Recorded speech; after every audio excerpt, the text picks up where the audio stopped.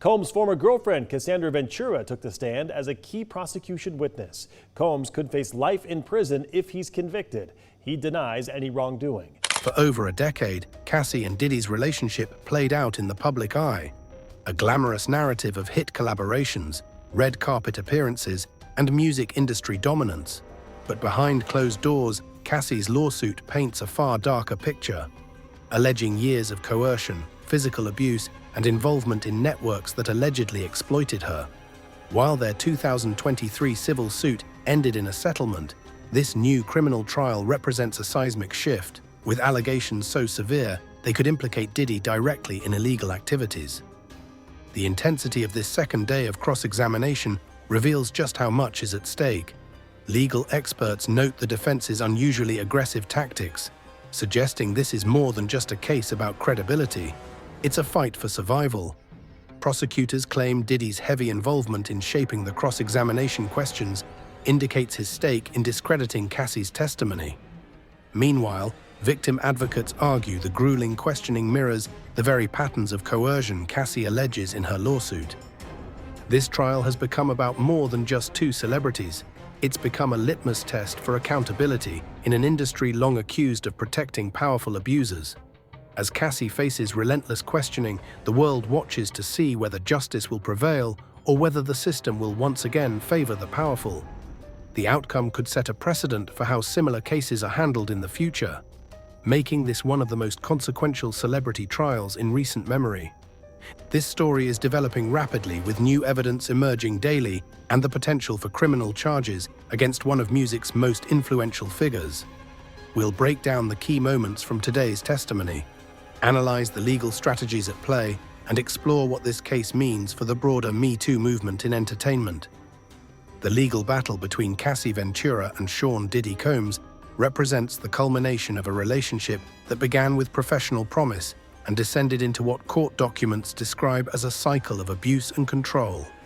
To fully understand the gravity of the current sex trafficking trial, we must examine the complex history between these two figures and the explosive allegations that brought them to this moment. Cassie Ventura first entered Diddy's orbit in 2005 when she was just 19 years old, signing to his Bad Boy Records label after being discovered at a Connecticut hair salon. Their professional relationship quickly turned personal, though the exact timeline remains disputed. What began as a mentorship and recording contract allegedly evolved into an intensely controlling romantic relationship that would last more than a decade. During this period, Cassie released her hit single, Me and You, and appeared to be living the dream of a rising R&B star. But court filings suggest a much darker reality behind the scenes. The first public cracks appeared in 2018 when the couple announced their separation after nearly 11 years together. At the time, the breakup appeared amicable, with both parties making respectful public statements. However, the 2022 lawsuit would reveal that Cassie had allegedly been trying to extricate herself from the relationship for years, only to be met with threats, intimidation, and what her legal team describes as career sabotage. Court documents allege Diddy controlled every aspect of Cassie's life, from her finances and career decisions to her personal relationships and even her physical movements. The original lawsuit, filed in November 2023, contained shocking allegations that went far beyond typical domestic abuse claims. Cassie accused Diddy of subjecting her to violent rages that included beatings, forced drug use, and coercing her into sexual encounters with other men. Most disturbingly, the filing alleged Diddy was part of a network that trafficked Cassie to other powerful men in the music industry, sometimes allegedly arranging these encounters without her full knowledge or consent. These allegations formed the basis of the current sex trafficking case, which has moved beyond civil litigation into potential criminal territory. Diddy's legal team has vehemently denied all allegations, characterizing the relationship as consensual and dismissing the trafficking claims as a desperate money grab. They point to the 2023 settlement as evidence that Cassie's claims lacked merit, arguing she only pursued legal action after their business relationship soured. However, legal experts note that civil settlements often include confidentiality clauses that prevent the full truth from emerging, which makes the current criminal proceedings so significant. The evolution from a civil suit to a criminal sex trafficking case came after New York prosecutors allegedly uncovered new evidence during their investigation. While the exact nature of this evidence remains sealed, sources close to the case suggest it includes financial records, communications between Diddy and third parties, and testimony from other women who claim similar experiences. This evidence allegedly demonstrates a pattern of behavior that meets the legal definition of sex trafficking under New York law. The music industry's response to these allegations has been telling. While some artists have quietly distanced themselves from Diddy, few have spoken out publicly, a dynamic that victim advocates say reflects the culture of silence that enables abuse in entertainment. Meanwhile, Me Too activists have rallied behind Cassie, viewing her case as a potential watershed moment for holding powerful men accountable in the music industry, much like the R. Kelly prosecution did for R&B. As we examine today's dramatic courtroom developments, it's crucial to remember how we got here. Through years of alleged abuse, a broken system that failed to protect victims, and one woman's determination to tell her truth despite facing one of the most powerful figures in entertainment. The background of this case reveals not just the story of two individuals, but the systemic issues that allow such alleged abuses to persist in Hollywood's shadows.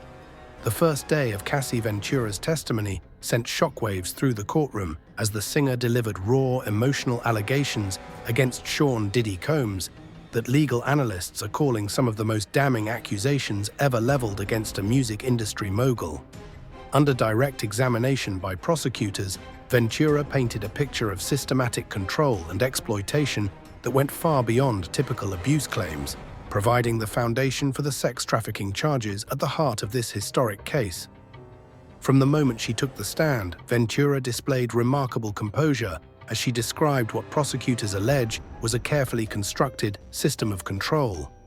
In chilling detail, she testified about Diddy allegedly dictating everything from her wardrobe choices to her professional collaborations, isolating her from family and friends, and monitoring her communications through a rotation of assistants.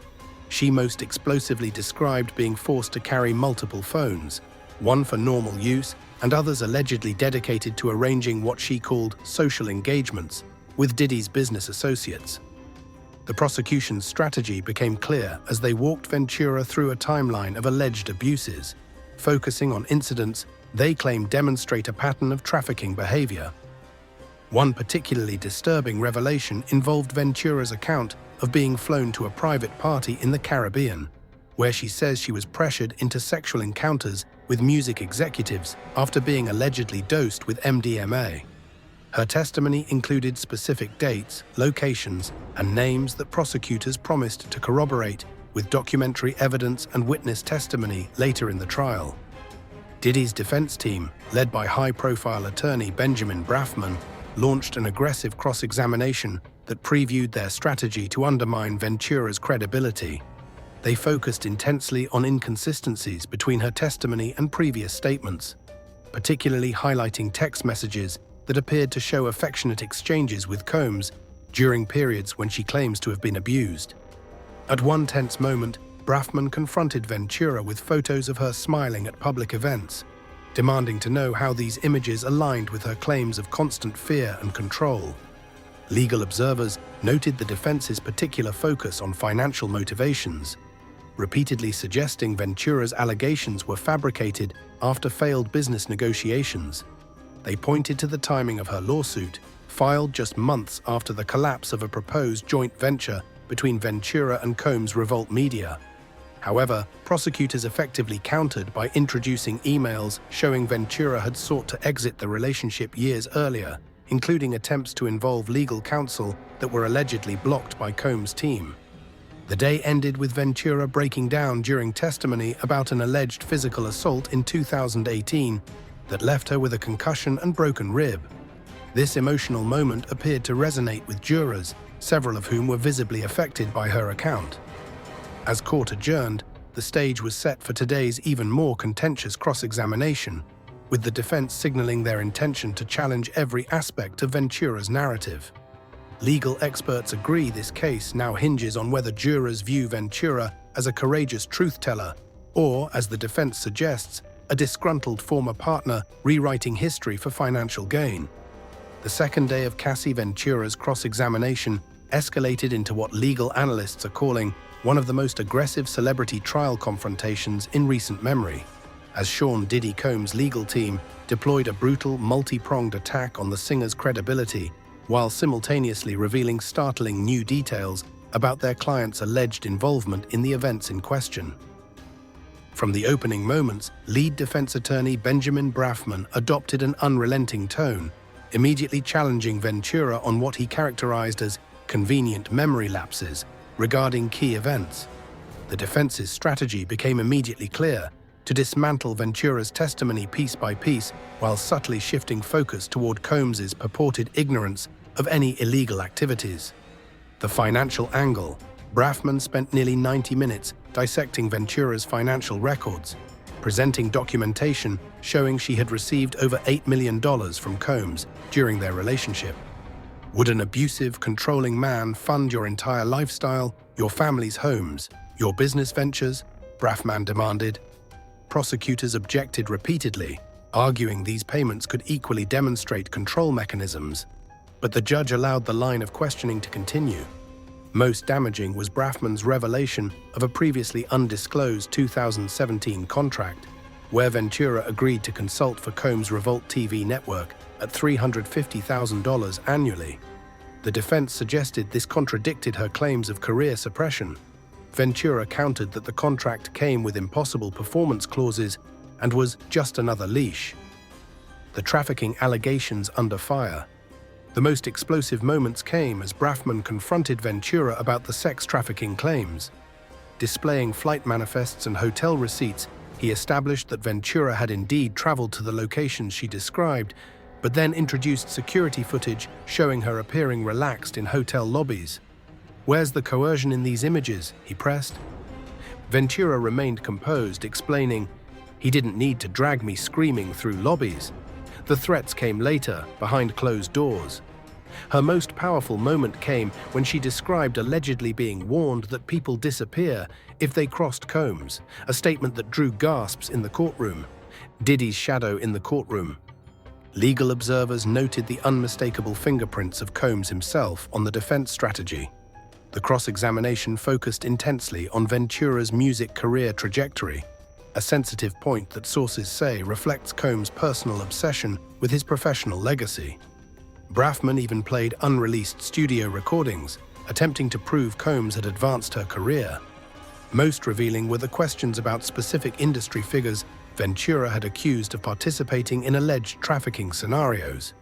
The defense's detailed knowledge of these encounters, including the names of assistants who allegedly arranged meetings, suggested Combs had briefed his team extensively. "This isn't just legal defense," noted CNN legal analyst Laura Coates. "This is reputation management at the highest level." The pharmaceutical wildcard.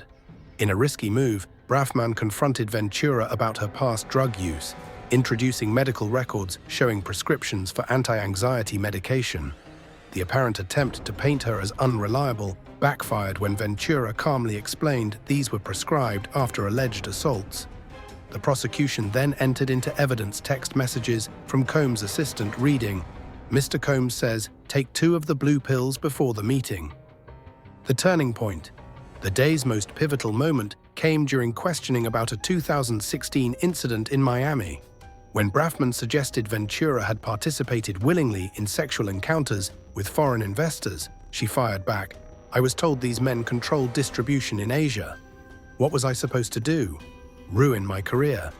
The raw honesty of this response visibly affected the jury, with 3 jurors later seen taking detailed notes during this exchange. Legal chess match. Prosecutors scored points on redirect by having Ventura explain how alleged financial support created dependency. "He made sure I had nothing in my own name," she testified. "After years of that, you'll do things to survive."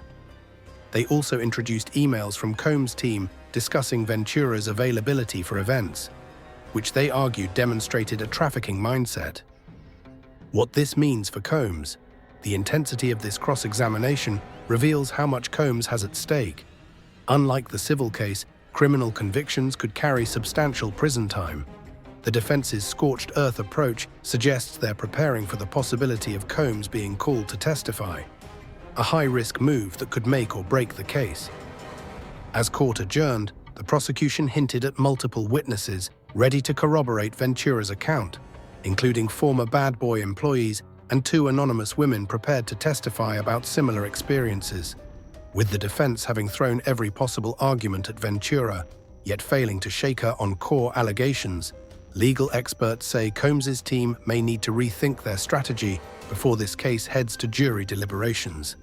The relentless cross-examination of Cassie Ventura has placed Sean Diddy Combs in the most precarious legal position of his 3-decade career, with this trial now posing an existential threat to both his freedom and his billion-dollar empire. Legal analysts identify 3 critical areas of exposure emerging from this week's testimony that could permanently alter the music mogul's future. Criminal liability takes shape. For the first time, prosecutors have successfully shifted the narrative from workplace misconduct to potential criminal enterprise. Ventura's detailed testimony about alleged trading arrangements with industry executives meets multiple elements of New York's sex trafficking statutes, particularly the 2019 Letitia James law that expanded liability for coercion through psychological dependency. Most damning are the financial records showing Combs allegedly booking and paying for trips where abusive encounters occurred, precisely the paper trail that doomed Harvey Weinstein. If corroborated by upcoming witnesses, these could form the basis for felony charges ranging from trafficking to racketeering. Business empire in jeopardy. The Combs Enterprises portfolio, spanning liquor brands, media networks, and music rights, now faces immediate financial fallout. Revolt TV's major advertisers have quietly activated morality clauses, while Diageo has accelerated plans to sever its $100 million partnership with Combs de Leon Tequila. More troubling for Combs are the SEC filings revealing investors in his newly launched cannabis venture now demanding leadership changes. This financial bleeding will compound exponentially if trial evidence triggers civil suits from other alleged victims, a scenario legal experts consider increasingly likely. Cultural reckoning arrives. Beyond courtrooms and boardrooms, the trial has ignited a long-overdue industry conversation about hip-hop's power structures. Streaming data reveals a 22% drop in Combs' catalog plays since testimony began, while younger artists like Kendrick Lamar and Megan Thee Stallion have subtly distanced themselves through lyrical changes in live performances. The silence from Combs' longtime collaborators, no public support from Jay-Z, Mary J. Blige, or other Bad Boy alumni speaks volumes about shifting allegiances in what one AR executive calls the post-Me Too music economy. Perhaps most telling is the reaction in Harlem, where Combs once enjoyed near-royal status. Local council members have quietly removed his name from a planned community center, while the Apollo Theater cancelled a planned tribute. These symbolic blows suggest that regardless of the verdict, Combs may have already lost something no lawyer can restore, the cultural capital that made him untouchable for decades. As the trial enters its critical phase, one truth becomes undeniable. The rules of power have changed, and the man who once defined hip-hop's golden age now faces judgment under an entirely new standard. As the courtroom lights dim on this explosive second day of cross-examination, one reality comes into sharp focus. Cassie Ventura's testimony has irrevocably changed the trajectory of this case, and potentially the music industry itself. What began as a civil dispute between former partners has erupted into a defining reckoning about power, accountability, and the dark underbelly of fame. The legal stakes could not be higher. Prosecutors now possess a roadmap of specific dates, financial transactions, and witness names that could support criminal charges beyond this trial. Meanwhile, Diddy's team faces an uphill battle after their aggressive tactics failed to land a decisive blow against Ventura's credibility. Legal experts note the jury's visible reactions, particularly during descriptions of alleged psychological manipulation, suggest Ventura's testimony may have already shifted the emotional calculus of this case. But the implications stretch far beyond the courtroom. This trial has exposed the invisible machinery of celebrity, revealing how systems of control can hide behind glamorous facades. Ventura's ability to withstand 2 grueling days of cross-examination has empowered other survivors, with the TAR's Time's Up Legal Defense Fund reporting a 300% spike in calls from music industry figures since testimony began. As we await the trial's next phase, including potentially blockbuster testimony from corroborating witnesses, viewers should prepare for even bigger revelations. The question is no longer just about what happened between these 2 individuals, but how many others might come forward and whether an entire system will be forced to change. We want to hear from you. Do these allegations change your perception of the music industry? Could this trial do for hip-hop what the Weinstein case did for Hollywood? Share your thoughts below and hit subscribe for daily trial updates as this story continues to unfold.